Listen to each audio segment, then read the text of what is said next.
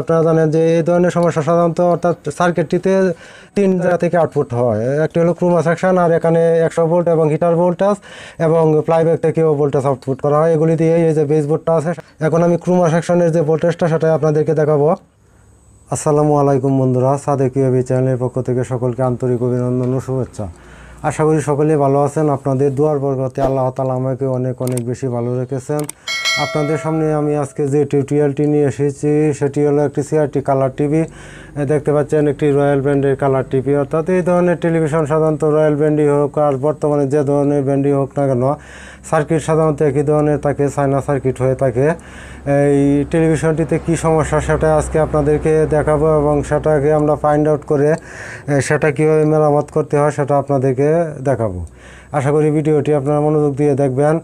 আর ভিডিওটি যদি ভালো লাগে অবশ্যই ভিডিওটিতে একটি লাইক দেবেন, এবং যদি আপনাদের এই ধরনের নিত্য নতুন ভিডিও প্রয়োজন হয় তাহলে আমাদের এই চ্যানেলটিকে সাবস্ক্রাইব করে রাখবেন।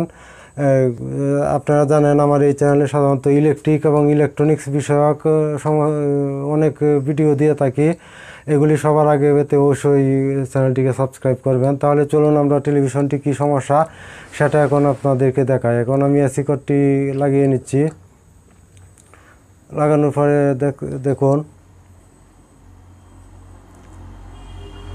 দেখুন যে টেলিভিশনটির যে একটি মনোগ্রাম সেটা হালকা আসতেছে। এই মনোগ্রামটি দেখুন হালকা ঝাপসা কিছু আসতেছে এখানে, সেটা পুরোপুরি ক্লিয়ার না। অর্থাৎ এটাকে নেগেটিভও বলা যায় না, কারণ নেগেটিভও নেই। অর্থাৎ আলোটি অত্যাধিক কম, ব্রাইটনেস অত্যাধিক কম।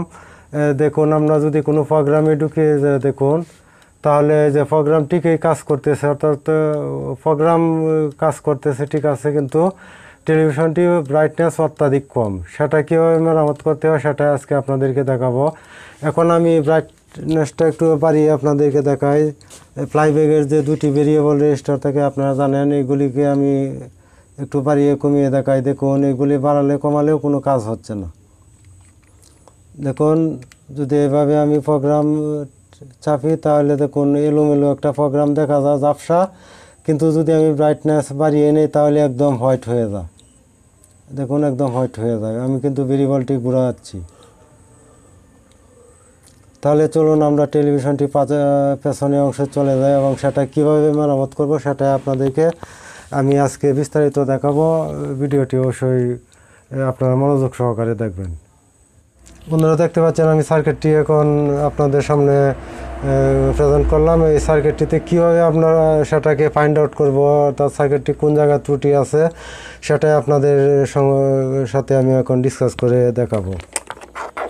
দেখুন প্রথমে আমাদের সাধারণত এই ধরনের ইলেকট্রনিক সার্কিট মেরামত করতে গেলে যেহেতু এগুলি বিদ্যুৎ দিয়ে চলে, সুতরাং ভোল্টেজ পরিমাপ করাই হলো মেইন কাজ। অর্থাৎ যদি কোনো জায়গায় ভোল্টেজের সমস্যা থাকে তখনই আমরা বুঝবো তাহলে টেলিভিশনটি এই জায়গায় সমস্যা আছে।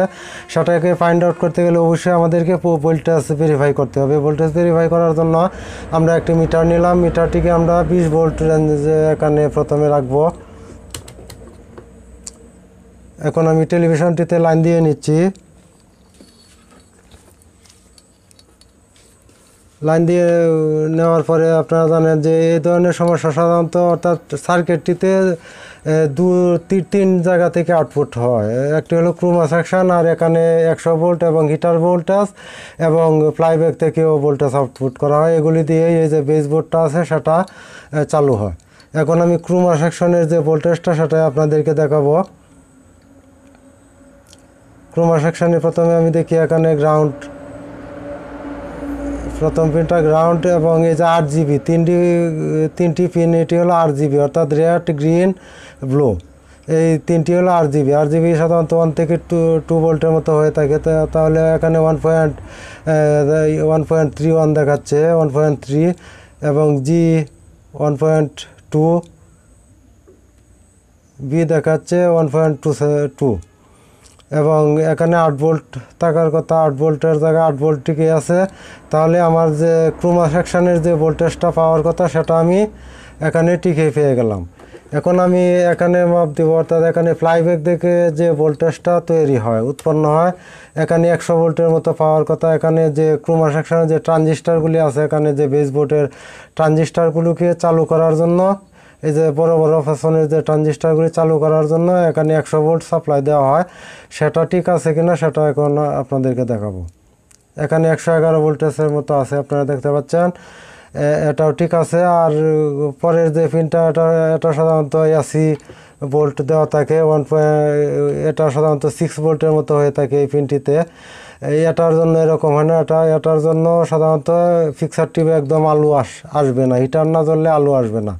অর্থাৎ এই ধরনের সমস্যা যদি হয়, অর্থাৎ এই ধরনের নেগেটিভ বা একেবারে বেশি রকম নেগেটিভ, তাহলে এখানে 110 ভোল্ট আছে কিনা সেটা আপনাদেরকে প্রথমে দেখতে হবে। আর এখানে এই যে ক্রোমা সেকশনের যে ভোল্টেজগুলি দেখালাম 1 থেকে 2 ভোল্ট পর্যন্ত ঠিক আছে কিনা সেটা আপনাদেরকে দেখতে হবে, আর জিবি ভোল্টেজটাও দেখতে হবে। এখন আমরা বেস বোর্ডে ভোল্টেজটা মাপ দিব, সার্কিটের লাইন দেওয়া। এই যেহেতু এই তারগুলি এখানে তারগুলি দিয়ে বেস বোর্ডে লাইনগুলি গেছে, এই তারগুলি অনেক সময় যদি কোনো কারণে লিক হয়ে যায় তবুও ভোল্টেজ এখানে যাবে না। আমি এখন বেস বোর্ডে সরাসরি এই ভোল্টেজগুলি আবার মেপে দেখব। বেস বোর্ডে ভোল্টেজ মেপে দেখার জন্য প্রথমে যে ক্রোমা সেকশনের যে ভোল্টেজগুলি সেগুলি আমরা দেখব। এখানে দেখুন ক্রোমা সেকশনের ভোল্টেজ সাধারণত এখানে 8 ভোল্ট ঠিক আছে, আপনারা দেখতে পাচ্ছেন। এখানে 1 থেকে 2 ভোল্ট, অর্থাৎ আমরা সার্কিটে যে পেয়েছিলাম প্রায় 1.2 ভোল্ট, তারপরে হলো 1.3 ভোল্ট, তারপরে হলো এটা 1.3 ভোল্ট এবং এটা হলো গ্রাউন্ড। অর্থাৎ এই ক্রোমা সেকশনের ভোল্টেজটা এখানে ঠিকই উপস্থিতি আছে। এখন আমরা যদি এখানে 110 ভোল্টটা দেখি,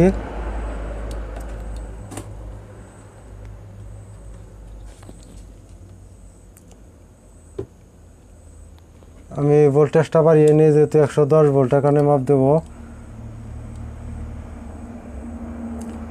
এখানে দেখুন 110 ভোল্টের 9 ভোল্টের মতো এসে গেছে, তার মানে এই ভোল্টেজটা এখানে সঠিকভাবে এসেছে।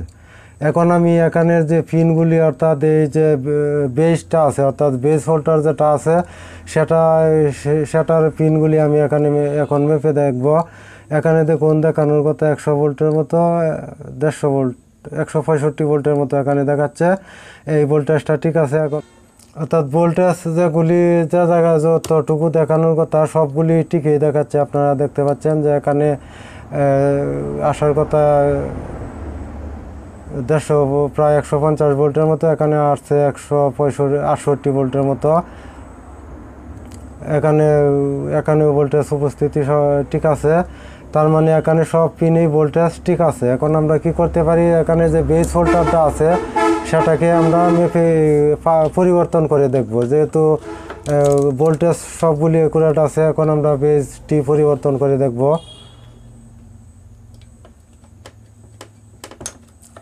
যে বেসটি দেখতে পাচ্ছেন সেটা আমরা এখন পরিবর্তন করব। এই বেসটিকে আমরা খুলে আরেকটি নতুন বেস আমরা এখানে এরকম আরেকটি নতুন বেস লাগিয়ে তারপর আপনাদেরকে দেখাবো। এখন আমি বেসটিকে খুলে নিচ্ছি।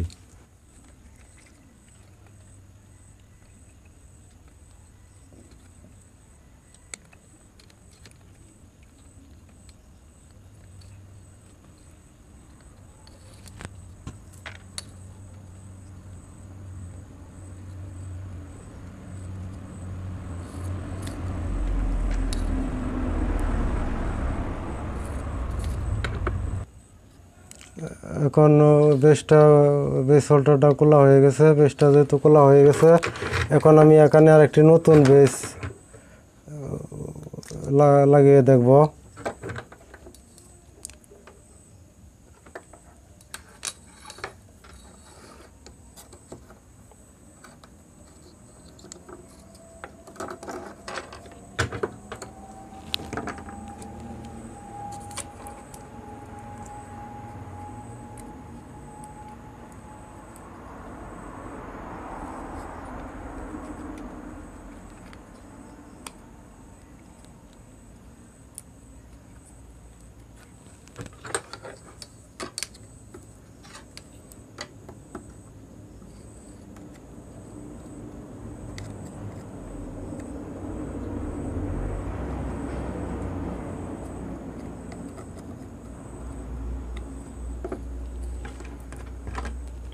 এখন এগুলিকে আমি সঠিকভাবে সোল্ডার করে নিব যাতে কোনো লুজ কালেকশন না হয়।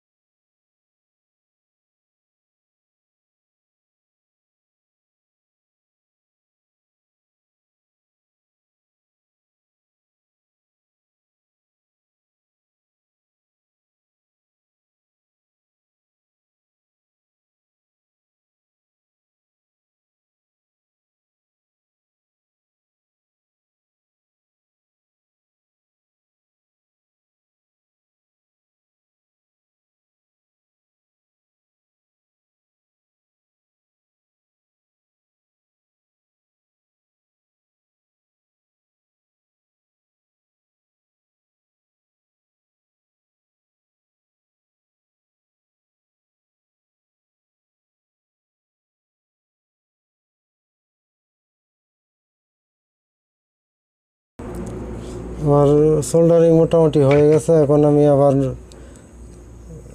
পেস্টটি লাগিয়ে তারপর লাইন দিয়ে আপনাদেরকে দেখাচ্ছি।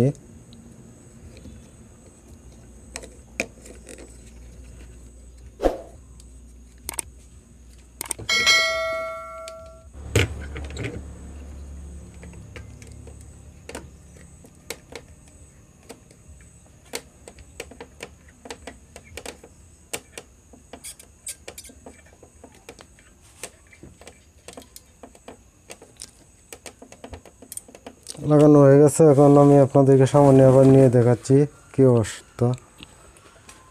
বন্ধুরা দেখতে পাচ্ছেন টেলিভিশনটি ওকে হয়ে গেছে, অর্থাৎ এই যে টিভির যে লোগোটি মনোগ্রামটি আছে সেটি এখন আপনারা স্পষ্ট লক্ষ্য করতে পারছেন। এবং আমি যদি কোনো প্রোগ্রামও এখানে প্লে করি তাহলে প্রোগ্রাম আসতেছে, তার মানে টিভিটি সম্পূর্ণ ওকে হয়ে গেছে।